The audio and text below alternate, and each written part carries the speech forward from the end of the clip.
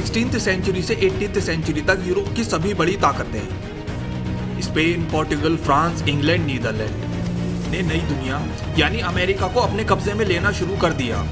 सिर्फ यही नहीं, स्वीडन, डेनमार्क, स्कॉटलैंड जैसी छोटी पावर्स भी इस रेस में शामिल हो गई। लेकिन एक सुपर पावर जो उस वक्त की दुनिया की सबसे ताकतवर एम्पायर्स में से एक था, द ग्रेट ऑटोमन एम्पायर, उसने कभी इस तरफ कदम क्यों नहीं बढ़ाया? और आखिर ऑटोमन एम्पायर ने अमेरिका को फतह क्यों नहीं किया? सोचो, एक ऐसी सल्तनत जो मेडिटेरेनियन सी से लेकर इंडियन ओशन तक अपना दबदबा रखती थी, जिसकी नेवल फ्लीट यूरोप की किसी भी नेवी से टक्कर ले सकती थी, जिसका लश्कर जंग के मैदान से कभी पीछे नहीं हटा और जिसके पास बेहतरीन रिसोर्सेज भी थे। तो फिर ऑटोमन्स ने न्यू वर्ल्ड को फतह क्यों नहीं किया? क्या ज्योग्राफी एक बैरियर थी? क्या पॉलिटिक्स और पावर स्ट्रगल ने उनको रोका? या फिर ऑटोमन सुल्तान का गेम प्लान ही कुछ और था? और बोनस में हम आपको एक हिस्टोरिक ऑटोमन वर्ल्ड मैप के बारे में बताएंगे, जिसमें अमेरिका को एक ऑटोमन विलायत के रूप में दिखाया गया है। इसी के साथ हम एक ऐसी जंग के बारे में जानेंगे जिसमें पूरे यूरोप ने ऑटोमन एम्पायर के खिलाफ अलायंस बना ली और ऑटोमन एम्पायर पर एक ज़बरदस्त हमला किया। और हम ये भी देखेंगे कि अगर ऑटोमन्स ने अमेरिका को फतह कर लिया होता तो आज की दुनिया कैसी होती? क्या न्यूयॉर्क के हर कोने पे कबाब शॉप्स और टर्किश कॉफ़ी मिलती? क्या हॉलीवुड की जगह ऑटोवुड होता? या फिर अमेरिका का नाम ही उस्मानिया होता? आज के इस वीडियो में हम इस मिस्ट्री को स्टेप बाय स्टेप सॉल्व करेंगे। तो चलिए हिस्ट्री की इस अनटोल्ड स्टोरी के बारे में जानते हैं। दोस्तों, अगर हमें ये समझना है कि ऑटोमन एम्पायर ने अमेरिका को फतह क्यों नहीं किया, तो पहले हमें ये देखना होगा कि यूरोपियन पावर्स अमेरिका तक पहुंच ही क्यों गई। 15th सेंचुरी के आसपास यूरोप एक बड़ी क्राइसिस से गुजर रहा था और वो थी स्पाइस ट्रेड। जी हाँ, वही स्पाइसेस जो आपकी बिरयानी, चाय और करी को एक ज़बरदस्त फ्लेवर देती हैं। उस वक्त ये स्पाइसेस एशिया से यूरोप तक ममलूक सल्तनत के कंट्रोल में थे। रेड सी के थ्रू ममलूक्स ये स्पाइसेस वेनिस के मर्चेंट्स को बेच देते और वेनिस वाले फिर इन स्पाइसेस को यूरोप की बाकी कंट्रीज़ को बहुत ज़्यादा कीमतों पर बेचते। सोचो, स्पेन, पोर्टुगल, फ्रांस, इंग्लैंड जैसी कंट्रीज़ कितनी फ्रस्ट्रेटेड होंगी। उन्हें वेनिस के थ्रू स्पाइसेस लेने पड़ते जो सुपर एक्सपेंसिव था। ये फ्रस्ट्रेशन बढ़ती गई और यूरोपियंस ने सोचा कि क्यों ना हम अपना खुद का ही रूट ढूंढ लें। सबसे पहले पोर्टुगल ने एक्शन लिया। 1450 में किंग जाओ ने क्यूटा, जो कि नॉर्थ अफ्रीका की एक इम्पॉर्टेंट सिटी थी, इसको कॉन्कर किया, जिससे स्टेट ऑफ जिब्राल्टर के साउदर्न माउथ पे उनका कंट्रोल हो गया। ये बस शुरुआत थी। उनके बेटे हेनरी द नेविगेटर ने एक्सप्लोरेशन का नेक्स्ट लेवल स्टार्ट किया। ऑफिशियली तो वो क्रिश्चियनिटी स्प्रेड करना चाहता था, लेकिन उसका असल मकसद गोल्ड, आइवरी और स्लेव्स का डायरेक्ट एक्सेस लेना था। हेनरी के एक्सप्लोरर्स ने एजोर्स और मेडीरे के आइलैंड्स पर कब्जा किया, जिसमें बाद में शुगर कल्टीवेशन स्टार्ट हुई। पोर्टुगल ने अफ्रीका की वेस्टर्न कोस्ट पर किले और आउटपोस्ट बनाना शुरू की। 1488 में बार्थोलोमू ने Cape of Good Hope cross करके प्रूव किया कि अटलांटिक और इंडियन ओशन कनेक्टेड हैं। ये एक गेम चेंजर था। फिर 1497 में वास्को डी गामा ने इसी रूट से कैलिकट, इंडिया तक का सफ़र किया और डायरेक्ट स्पाइस ट्रेड शुरू कर दिया। पोर्टुगल तो अफ्रीका के राउंड अबाउट से इंडिया तक पहुंच गया, लेकिन स्पेन को एक और रूट चाहिए था। तभी क्रिस्टोफर कोलंबस ने एक क्रेजी आइडिया दिया। उसने कहा कि मैं इंडिया एक नए रास्ते से जा सकता हूँ। स्पेन ने उसको फंडिंग दी और 1492 में कोलंबस अमेरिका पहुँच गया। लेकिन एक प्रॉब्लम थी, वहाँ स्पाइसेस नहीं थे। स्पेन ने फिर भी गोल्ड और सिल्वर के लिए अमेरिका पर धावा बोल दिया। जब यूरोप नए ट्रेड रूट्स एक्सप्लोर कर रहा था, तब ऑटोमन एम्पायर का फोकस बिल्कुल ही अलग डायरेक्शन में था। उनका कंसर्न अमेरिका नहीं, बल्कि अपने एम्पायर और एशिया यूरोप ट्रेड रूट्स को कंट्रोल करना था। लेकिन क्यों? लेकिन एक सवाल यह है कि आखिर ऑटोमन एम्पायर अमेरिका क्यों नहीं गया? चलिए इस मिस्ट्री को और भी डिटेल में जानते हैं। ऑटोमन एम्पायर का फोकस अटलांटिक ओशन या अमेरिका की बजाय इंडियन ओशन ट्रेड पे था। 1453 में कॉन्स्टेंटिनोपल की फतह के बाद ऑटोमन एम्पायर एक अनस्टॉपेबल फोर्स बन गया। जब 1517 में ऑटोमन एम्पायर ने ममलूक सल्तनत को हरा दिया, तो इजिप्ट, सीरिया, अरेबिया और रेड सी उनके कंट्रोल में आ गया। 1555 तक मेसोपोटामिया और पर्शियन गोल्फ भी ऑटोमन एम्पायर का हिस्सा बन चुका था। इंडियन ओशन ट्रेड दुनिया का सबसे रिच ट्रेड रूट्स में से एक था। यहाँ से spices, paper, cinnamon, ginger, silk और प्रीशियस मेटल आते थे।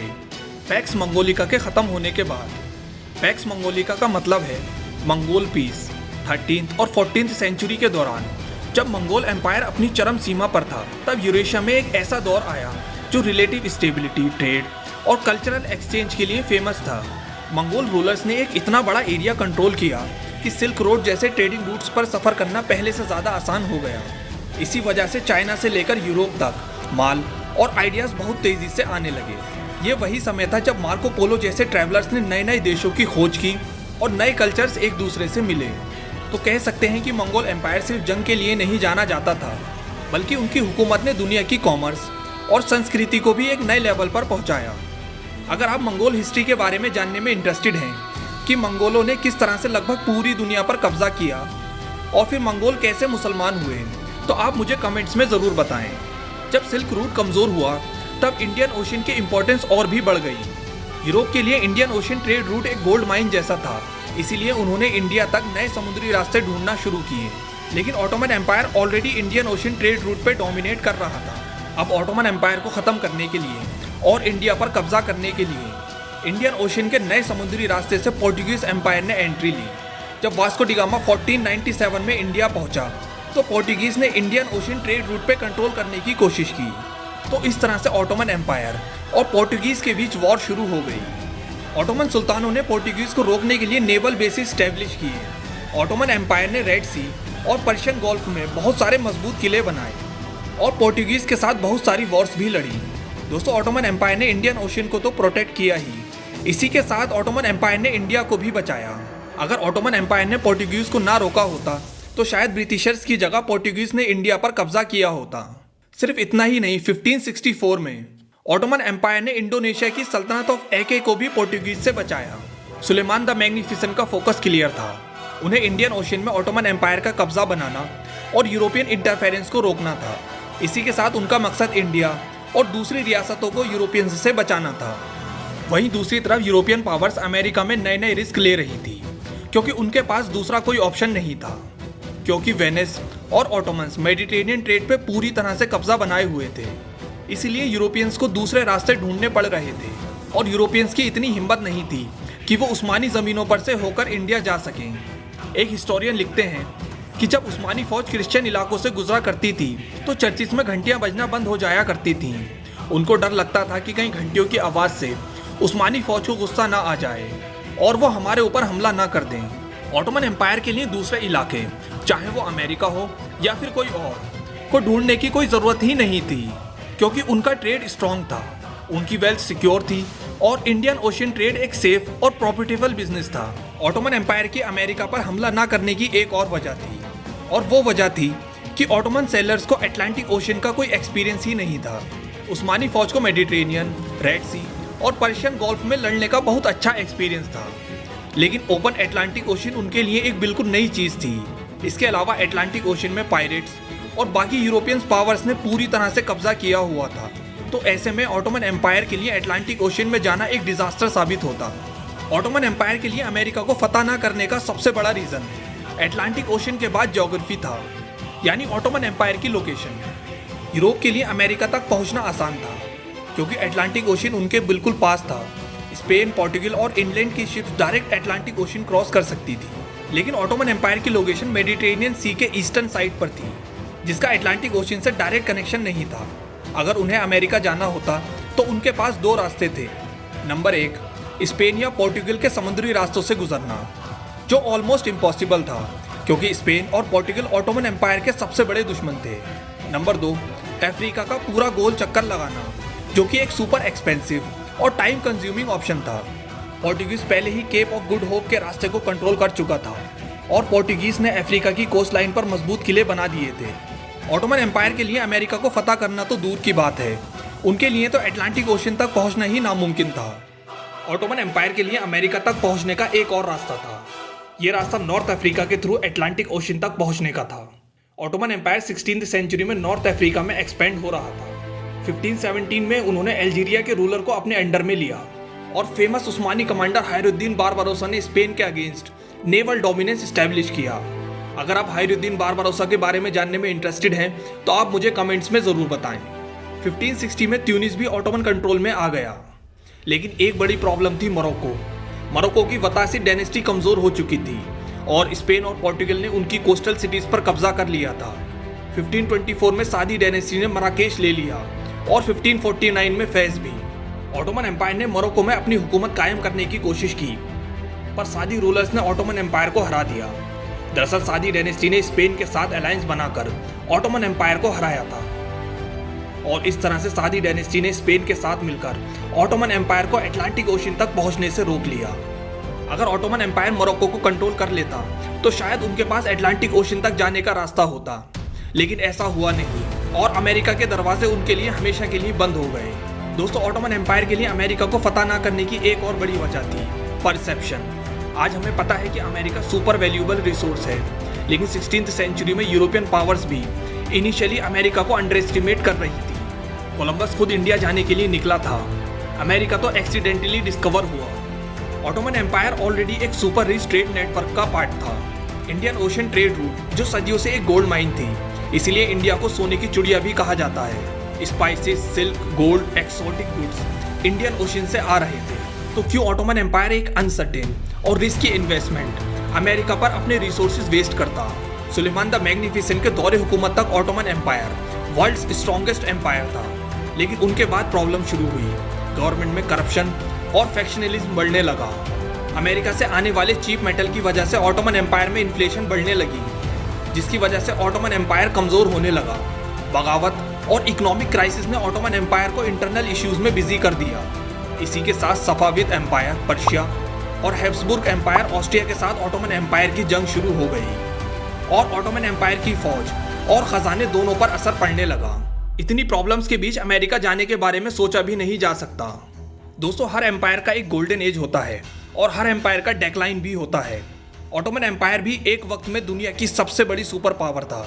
16th सेंचुरी के एंड तक ये एम्पायर धीरे धीरे अपनी शक्ति खो रहा था। सुलेमान द मैग्निफिसेंट के बाद ऐसा क्या बदल गया जो एक अनस्टॉपेबल फोर्स धीरे धीरे खत्म होने लगी? चलिए जानते हैं। 1566 में सुलेमान द मैग्निफिसेंट की मौत के बाद ऑटोमन गवर्नेंस कमजोर होने लगी। सुलेमान एक पावरफुल, स्ट्रेटेजिक और विजनरी सुल्तान थे, लेकिन उनके बाद आने वाले सुल्तान इतने ताकतवर नहीं थे। ऑटोमन एम्पायर में करप्शन और फैक्शनलिज्म बढ़ने लगा। ऑटोमन एम्पायर के अंदर अलग अलग पॉलिटिकल ग्रुप्स अपनी पावर्स के लिए लड़ने लगे, और एक तरह से ऑटोमन एम्पायर धीरे धीरे टुकड़ों में बढ़ गया। एक समय था जब उस्मानी नेवी मेडिटेरेनियन की सबसे ताकतवर नेवी थी, लेकिन 1571 में बैटल ऑफ लिवांटो हुई और ये सब कुछ बदल गया। लिवांटो की इस लड़ाई में एक तरफ ऑटोमन एम्पायर तनहा खड़ा था, वहीं दूसरी तरफ यूरोप की सभी ग्रेट पावर्स ने एक साथ मिलकर ऑटोमन एम्पायर पर हमला किया।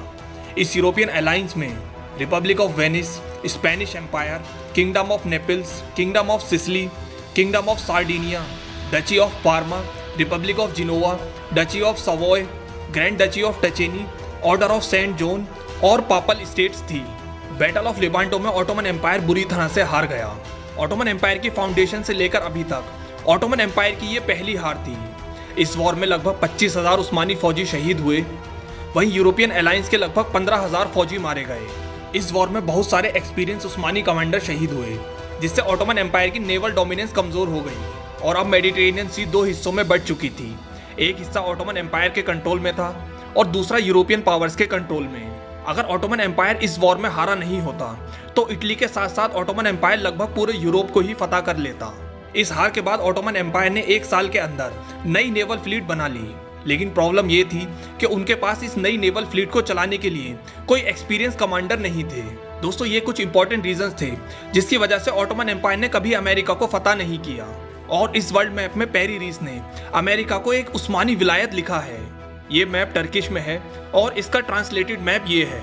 एक और इंटरेस्टिंग क्वेश्चन ये है कि अगर ऑटोमन एम्पायर ने अमेरिका को फतह किया होता तो आज की दुनिया कैसी होती?